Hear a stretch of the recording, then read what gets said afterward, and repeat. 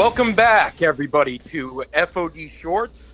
This is the podcast for the terrestrial radio program Freedom on Deck, heard on 94.9 News Now and Stimulating Talk out in Connecticut, Long Island, and Rhode Island. I said welcome back because we haven't been around for about 2 or 3 months with the podcast. I'm Chet Martin with my co-host, CV Burton. CV, how you doing, man? I'm doing well. So what's on your mind today? Well, I'm happy that we're back doing this. You know, I'm a everyday caller to Lee Elsey, and he's our morning show guy on 94.9. And last month he asked me, and I was surprised, he asked me what happened to the podcast. So I guess some of the listeners to his program were actually asking what happened to the FOD Shorts. So it's good to know that people wanted to know. So, you know, the podcast is actually getting some momentum, so I really want to keep it on track now that we're back at it. Right. So let's open up with a story about AOC. And we're going to get into the college scandal that everybody's talking about. We're also going to get into the scandal involving Tucker Carlson and Media Matters. But last week this came to light that freshman rep Alexandria Ocasio-Cortez, who everybody knows as AOC, right, is a puppet congresswoman, and the people controlling her are the usual dangerous folks, such as you could say Media Matters has something to do with this. You could say George Soros has something to do with this. All the usual suspects are there, and this kind of sounds crazy conspiracy, but it was a writer and political commentator by the name of Christopher Patrick Coles, like the store, last name Kohls, who brought firsthand evidence for anyone to see. He contends in a video produced under his moniker of Mr. Reagan, Alexandria Ocasio-Cortez is not really the congresswoman of New York's 14th congressional district. He says, when he opens in the video, she is essentially an actress. She's merely playing the part of a New York congresswoman. Coles explains that in 2017, going back quite a bit, a progressive group that formed in response to Trump's election called the Justice Democrats held auditions for potential congressional candidates to run on their platform, interviewing over 10,000. And evidence he runs on a clip from the Justice Democrats video. Back in 2016, we put out a call for nomination, says the group's executive director, Alexandra Rojas, another Alexandra. Yeah. We got over 10,000 nominations. Out of those 10,000 nominations, we found Alexandria. Cortez herself in another video says that her brother nominated her. Now, I watched the video, and actually, CV, insert a little bit of that video clip here right now. If you can insert 3 minutes of that video for the listening audience. Alexandria Ocasio-Cortez is not really the congresswoman of New York's 14th congressional district.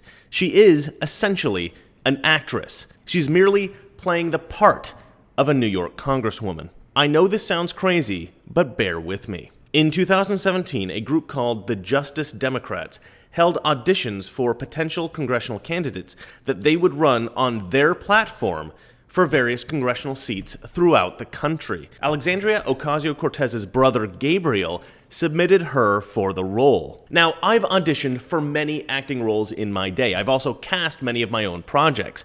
I know how this works. If you find somebody with star power, even if they don't 100% fit the part, you go with it. Obviously, AOC has star power. Just look at her. She's a superstar, the most famous person in Congress, maybe ever. Their casting was perfect. Now, I didn't have to go digging for evidence for this because they freely admit it. They brag about it. Back in 2016, we put out a call for nominations. We got over 10,000 nominations. Out of those 10,000 nominations, we found Alexandria. My brother told me that he had sent my nomination in the summer, but I was like literally working out of a restaurant then, and I was like, there's no way. A casting call. They had a casting call. They cast Alexandria Ocasio-Cortez in the role of Congresswoman. Okay, now we're coming back from you heard what's going on in that video. It's interesting also to hear Alexandria Cortez herself say that she was a bartender at the time, which everybody knows. But it was her brother that put her name into basically this casting call couch list, and that she was picked and she did an interview, and that's how she was selected to run for the congressional district in New York, the 114th. And you can understand the reason she was selected was because in that district, the voter base is very, it's almost non-existent. She won only by 1,100 votes. Yeah. And there was really nobody running against her. So the thing is this a daily occurrence now here in America, or do you think this is an experimentation by the Democrats that could become even more dangerous? Well, I know Obama was groomed for the part by Valerie Jarrett, who was the Svengali, who was Barack Obama's Svengali, and she's actually the brains behind the outfit. And you notice how Andrea Cortez, checks off all the demographic boxes. She's Hispanic. She has that name. She's non-white. She's a woman. She's a millennial. Fairly attractive. I've heard other people say that. I think she has a horse face, to be honest. Yes, she does. And she has the same name as, one of the board members of the group, Justice Democrats. So that gave her an edge. And you wonder how many other politicians were brought in this way. Justice Democrats is just a front group for some other shady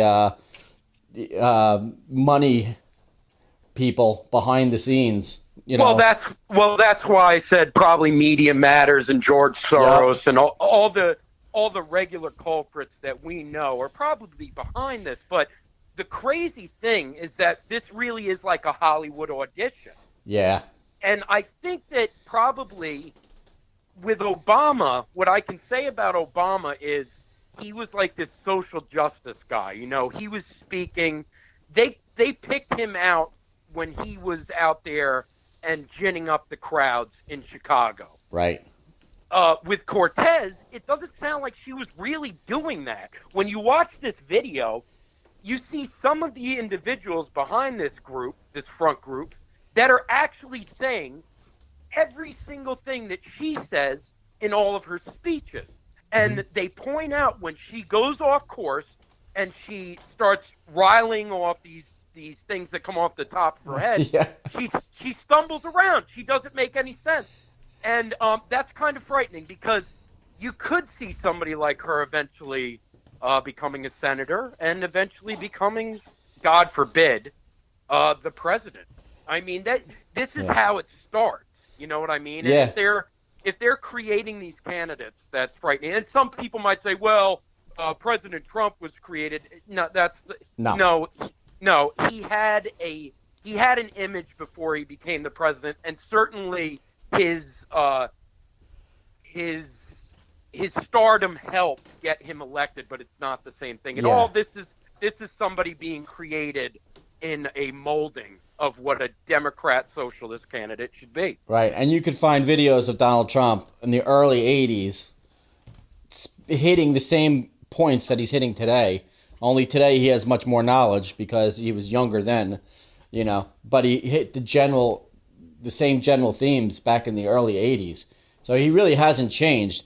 And anytime you see pictures of him shaking hands with Bill Clinton or Hillary Clinton, it's because Hillary was the senator of New York, and he has to hobnob with politicians in the cities where he's building these gigantic buildings, in order to get them done, in order to get approval. So that's that. But, Cortez was definitely not picked because of her brains. No. In fact, it's her lack of brains that probably helped get her picked, because then she's more compliant, a little bit more moldable, and a little bit more easily influenced. And it's funny that you say that, because it's interesting that she's kind of pushed back against like Nancy Pelosi and the establishment Democrats, and I wonder if that's just kind of a show, Yeah. Because if you've noticed, she's become a lot quieter lately.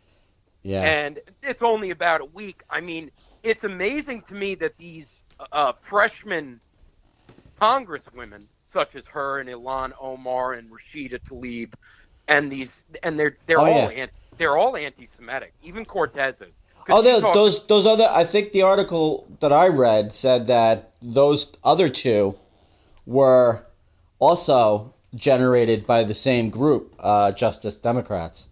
They were just, I believe, if I'm not mistaken. But and we get into the other interesting part of this article, and we'll move on in a little bit. But Cortez, her former chief of staff, this guy by the name of Sakat Chakrabarti, and that's kind of hard to spell. It's Saikat, last name Chakrabarti, is one of the founders of Justice Democrats, and he's the brains behind Cortez. Yeah. And if you look into all his positions and everything that he's promoted, it's her platform. Yeah. But I watched an interview with him. He's a brilliant guy. He's scary. Yeah. It's amazing, though. It's amazing that he seems to be, and I don't know if he is, but he seems to either be Muslim or Middle Eastern in some way. Yeah. And the name speaks for itself. And when I watched this video with him, he's wearing a T-shirt with Mao on it, which is disturbing in and of itself. Obviously, showing that he's a communist.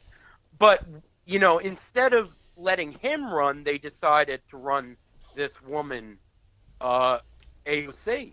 And it seems like it was done in a way to package something that's more palatable. You know what I mean? Yeah, it seems like some people who would like to run probably can't because of the skeletons in their closet, which would, easily make them unable to, win any kind of an election.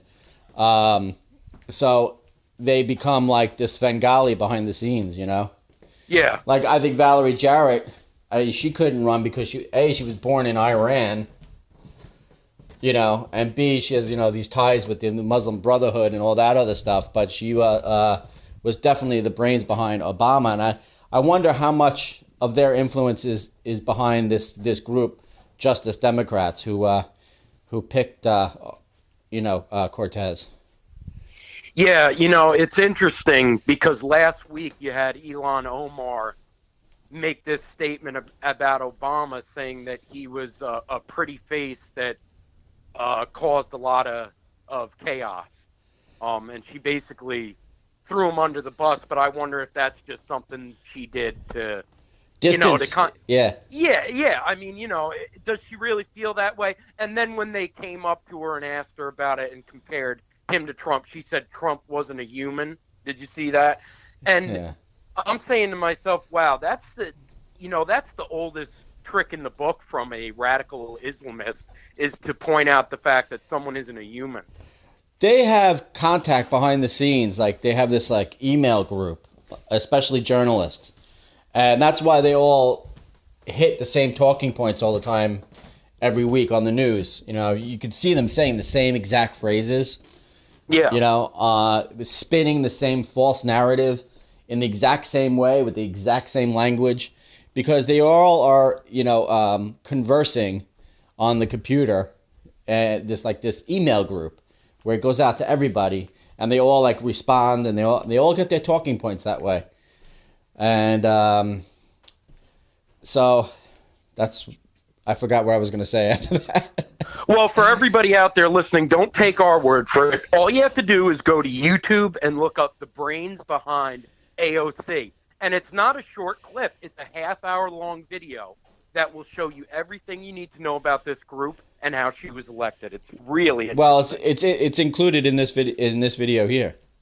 Yeah, but only 3 minutes. Oh, okay. So if we want to give the whole half hour, Let's let everybody see that too. So if you want to go look it up, it's the brains behind AOC on YouTube. I also wanted to say real quickly, when you pointed out when she goes off the rails, when she goes off script, she sounds like a real idiot.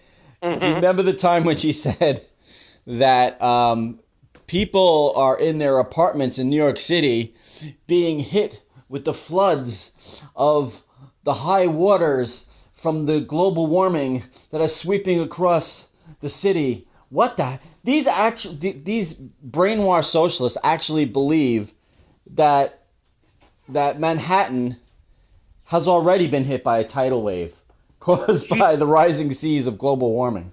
She believes what Al Gore claimed back in 1999. They're so convinced it's gonna happen that they actually speak in past tense, like as if it already happened. Well, and then she made up the point that the pipeline leaked and there was a big oil spill.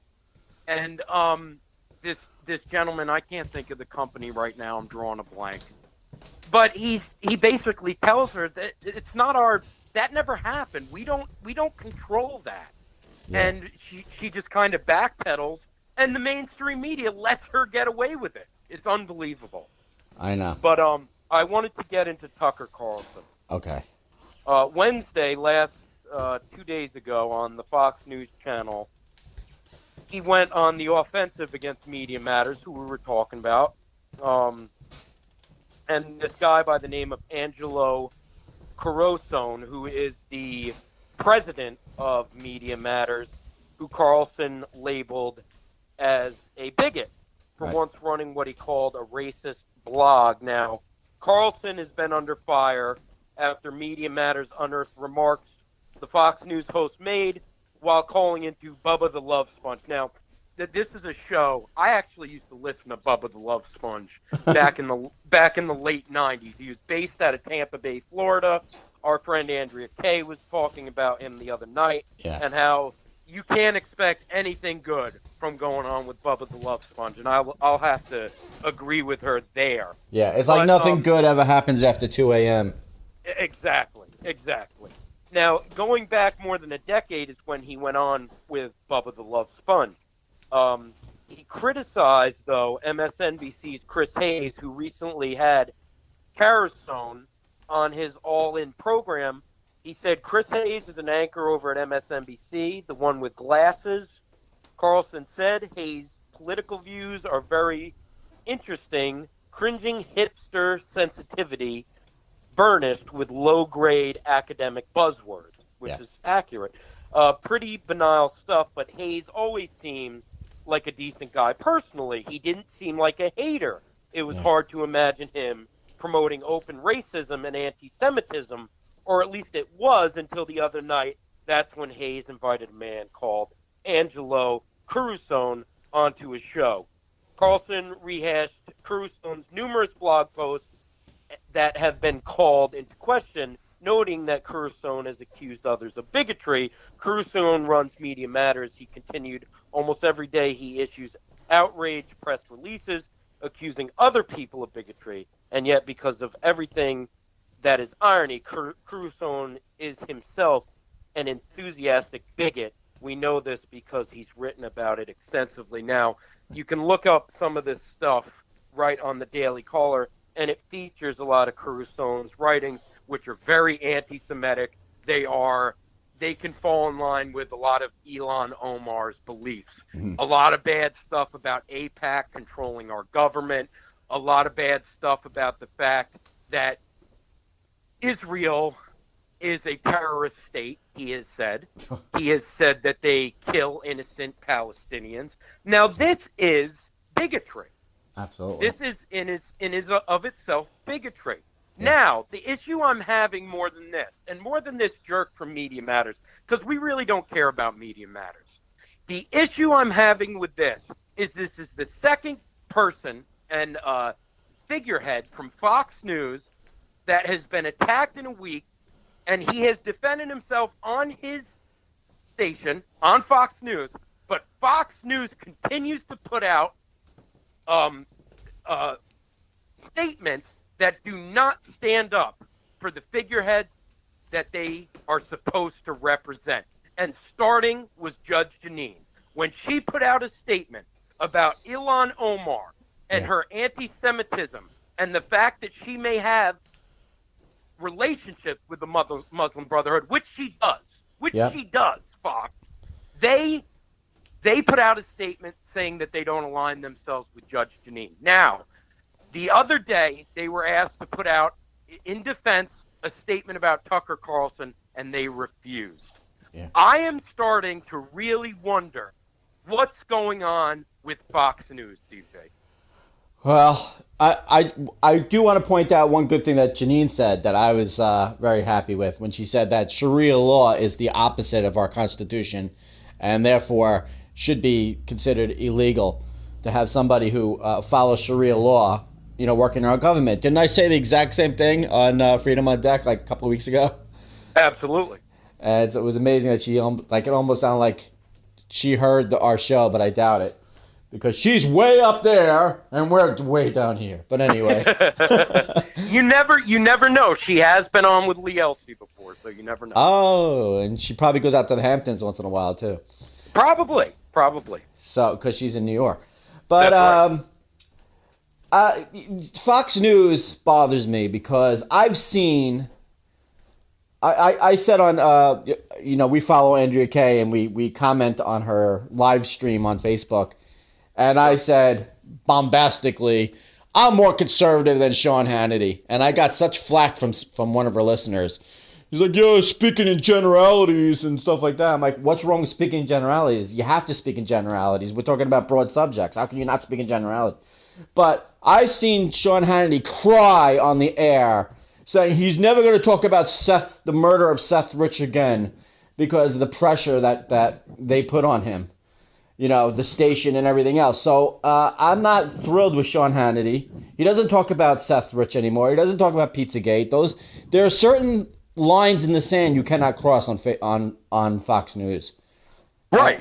And even Bill O'Reilly said that. He said we only go so far, and there's a certain area we cannot cross. Well, and that's why they've always hated Michael Savage. Yes. I mean, let's be clear. Savage people don't know this. I've watched video from old Fox clips in the early 2000s where Michael Savage is on with Bill O'Reilly. And once he said, he actually called the head of Fox News something very vulgar and demeaning. Yeah. And that was when they started to hate on Michael Savage. But the other part of it is they didn't just keep him off the air for 20-plus years because they hated one thing that he said. Obviously, some of the positions that he takes is something that Fox News doesn't want on their airwaves. Yeah, his main theme, borders, language, and culture, are the exact things that Fox News doesn't want to touch. Right. Because they don't want to sound like... isolationist or, it's just too politically incorrect even for Fox News. And they're very limp-wristed with their support of President Trump. They'll have President Trump on as much as they possibly can, but they won't back any of his policies. They've never backed the wall. You will hear Hannity. Listen, I don't hate Sean Hannity. I think in general he's a good guy. Yeah. But there's only so much I can take of Sean Hannity. I heard he's a bit of a womanizer, but I don't want to drag him through the mud. You're right. And I've heard, that he's not exactly the person that you want to get your news from. I mean, he's never graduated from any type of degree in higher learning. Yeah. From what I understand, he's got a lot of experience in broadcasting, though. So that's experience is more important, I think. But he's one of the good guys. He's definitely agrees with us, on most issues. But if I'm critiquing Hannity, I would say that he's pretty much like in an echo chamber. He repeats what all the other top Republicans are saying. Rush Limbaugh would hit these certain stories, and then he would come on and he would hit the exact same stories. Well, that would be, you would listen to Savage and he'll say, They're going to say it tonight. They'll be saying it tonight on Fox News. Yeah.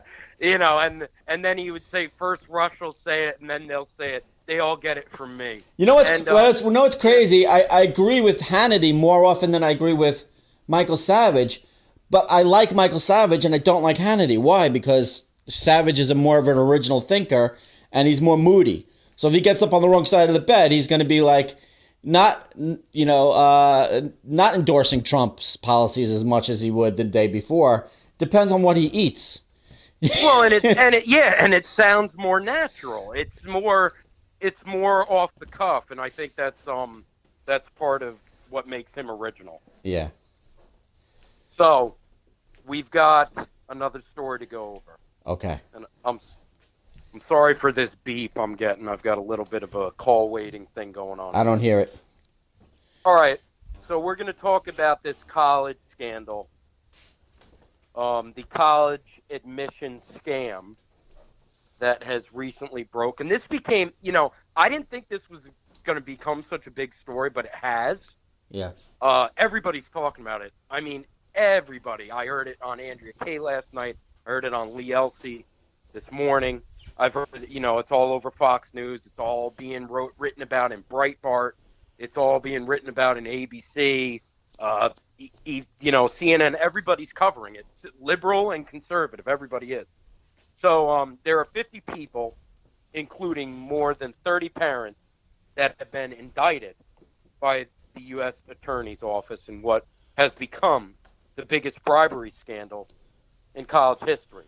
Yeah. Among those charged are Full House star Lori Loughlin. Now, if you folks know Full House, that's Aunt Becky. She was also a star in soap operas in the 1990s. She's a big name. She's a very recognizable woman. Yeah. And she was recently doing the reboot of Full House, which was called Fuller House, and that was on I think it was on one of the I think it was YouTube Red that put the Fuller House on. Yeah. Now that might not actually get on the air, but the show Full of Shit House, might feature her prominently. Yeah. So Full of Shit House. Look for that one. That's that'll be on ABC this fall. And Felicity Huffman, who is from Desperate Housewives fame, which I just absolutely love, because one thing you folks need to know about Felicity Huffman, she's a big anti-Trump, saying how Trump is corrupt, how he's been dealing with, taking bribes, this, that, and the other, and she comes out and she ends up bribing one of the biggest colleges in America with millions of dollars. You can't make it up. Nah. These people are so, they're so, you can see through everything that they say. Yeah. As these unraveling details came out on Breaking News, we answered some of the most immediate legal questions on whether any of these celebrity parents could see some real jail time. And Lori Loughlin was bailed out with $1 million. Yeah. Okay, and she is supposed to keep to herself, along with her famed director husband. She's not supposed to speak to anyone else. The issue here is that these are the two big names. There are over 30 names that are indicted in all of this. Yeah. So we all know how it is to be somebody working every day, to be a parent that has a child that wants to get higher learning.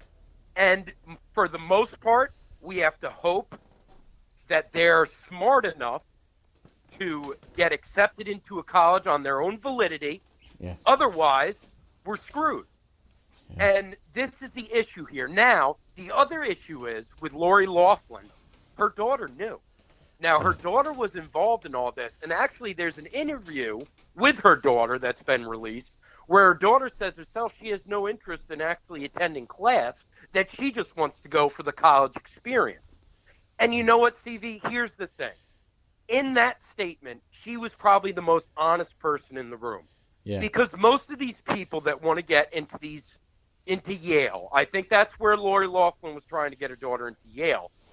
They want that recognition that I've been to Yale. They want to have those ties where they meet these people, and along the lines, this will help them out in life just the way it did Lori Loughlin, and they don't see any other way to live their life. Now, Lori Loughlin could have put $1 million+ into a trust fund for her daughter. Yeah. She could have put $1 million. She could have given her daughter $1 million and said, "Do what you want with it. Yeah. This is your experience. Go for it." She probably has. She's got more money than she knows what to do with. That's true. But instead, she chose to be corrupt in this way, pay off these colleges. But we're going to find out who in these collegiate programs was actually allowing this to happen.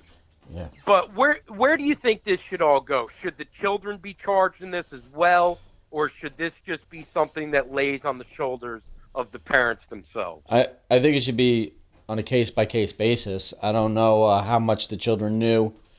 I don't know how many actually got degrees. Should they return them? And right, yeah, good point. This thing with her saying, I really only wanted to go to school for the experience, not the degree. It sounds like the coach who said, well, I took the bribe, but I didn't spend it on myself. I just bought more gym equipment. Yeah, right. Sure. Right. You can't believe once you're shown to be a liar, you can't believe anything they say after that. That's true. And also, we don't know how many people are in colleges who really don't belong there. You have affirmative action, and that's a giant fiasco. And oh yeah, somebody else made the point that for every person that got in who are not who don't belong there, you have people who do belong there who didn't get in. Yeah, that's true. And that's a travesty. Well, affirmative action, I think, was one of the most dangerous things that ever happened to our higher institutions and learning facilities. But this is certainly something that's not new. Yeah. Andrea Kay was talking about this a few nights ago, and I actually called in. And I said, this is nothing that's not new. We've probably all known people that have done this.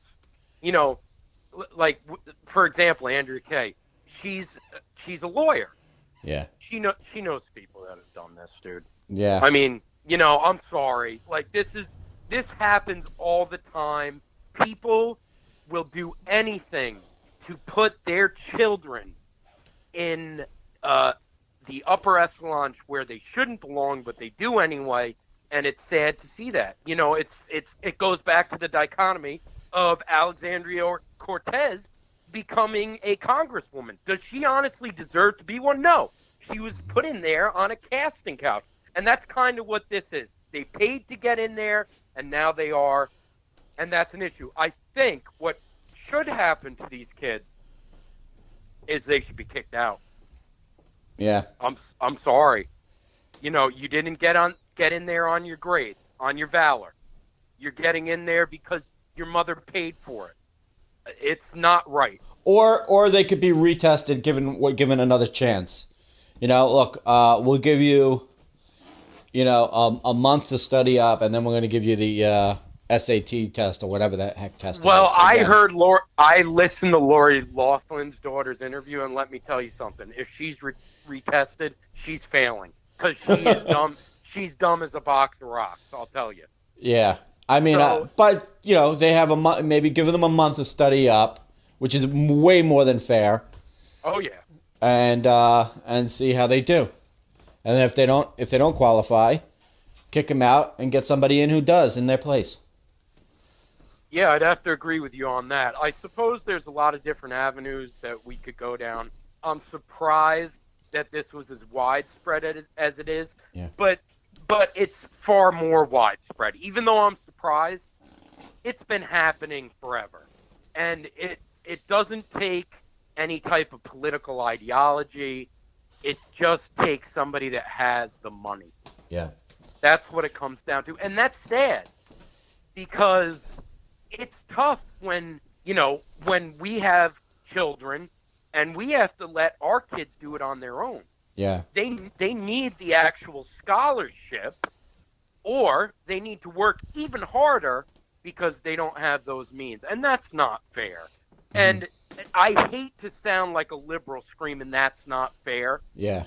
But usually when it comes down to something like this, where your own validity doesn't get you there, it's not. And I'm sorry, it shouldn't happen. And these women, I do hope that they get locked up for a little bit. Yeah. I do. It's like the law. It's one of the laws of thermodynamics that things have to fall into disarray and disorder over time, and that's why we have to do maintenance on our cars, do maintenance on our house, do maintenance on our lawns. Because if you stop doing maintenance, things get overgrown, things get rusty, things break down. And that's the same thing with, like, we've talked about this with the police force. It's like every 7 years they get really corrupt, and then you have to clean house. You know, there has to be whistleblowers in there to shine the light on the corruption, and then, you know, people have to get fired, heads have to roll, and you have to clean up the police department. That happens, like, periodically. It's like it's a cycle. Same thing with, I think, our education system. I think the same thing with our country in general. Definitely the same thing in Washington, which is why Trump had to get elected, because he has to drain the swamp. Because over time, things just get corrupt, and more corrupt. It's just gotten to such a point in Washington, we're actually seeing folks like Rand Paul take positions that we never would have thought. And right now, they're blocking President Trump's executive order and his emergency declaration of building the wall. And we're going to be talking about that this week. And listen, I want everybody to know that the way you listen to us on terrestrial radio is on 949newsnow.com. We're heard there 3 to 5 Sunday PM Eastern Time. That's a station that's located out in Connecticut, and we stream from Long Island. It's also heard out in Rhode Island. We would appreciate anybody listening to us live. And we're going to be talking about a lot of the Republicans that have taken this stance with the emergency declaration, basically turning against the president. That's going to be one of our hot button topics. We're going to talk about AOC, certainly with this video, because I think we can talk about it again and again. And I think that it'll be just as fresh as when we're talking about it right here on the podcast. But we have some really good guests coming on, too. We have Yasmin Abdullah Flyers, and she is a former Muslim that grew up in Chicago, and she converted to Christianity. Her story is absolutely horrific. She was held at gunpoint, a gun to her head, when she converted to Christianity by her own father. Is she the same Yasmin that I see on the posts on Andrea Kay when we listen to Andrea Kay? Correct. Right. That's her. Now, I've been able to talk to her a little bit, and her experience of growing up Muslim in Chicago is one that people need to know about, because over here in the United States of America, it's not much different than back home in Syria or in Afghanistan or in Iraq or Iran. They still follow those same sort of standards from a throwback religion that puts them in a very dangerous position. And then we're going to have Brian Bledsoe on. He's from a show called Trend Chat. He's been somebody that's been coming on with us for a long time. He's a really cool guy. He's a black conservative, big supporter of President Trump. But we're going to be talking about the case of Jussie Smollett. I don't know if anybody saw, but Empire debuted on Wednesday again, and they featured him, so he's not off the show. What? I thought they'd written him off. No, he is not off. I'm sorry to tell you. And he also pleaded not guilty this week.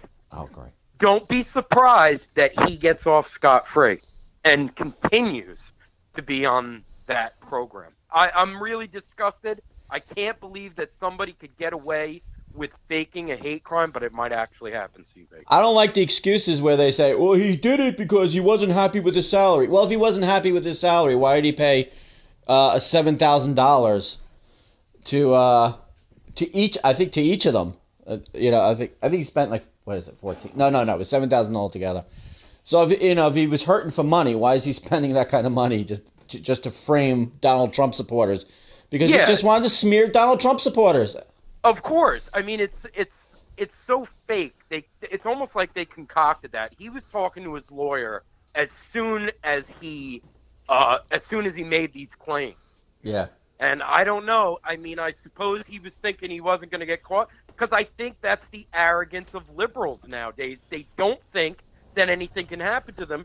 And if he's still on this show, he kind of did get away with it for now. Yeah.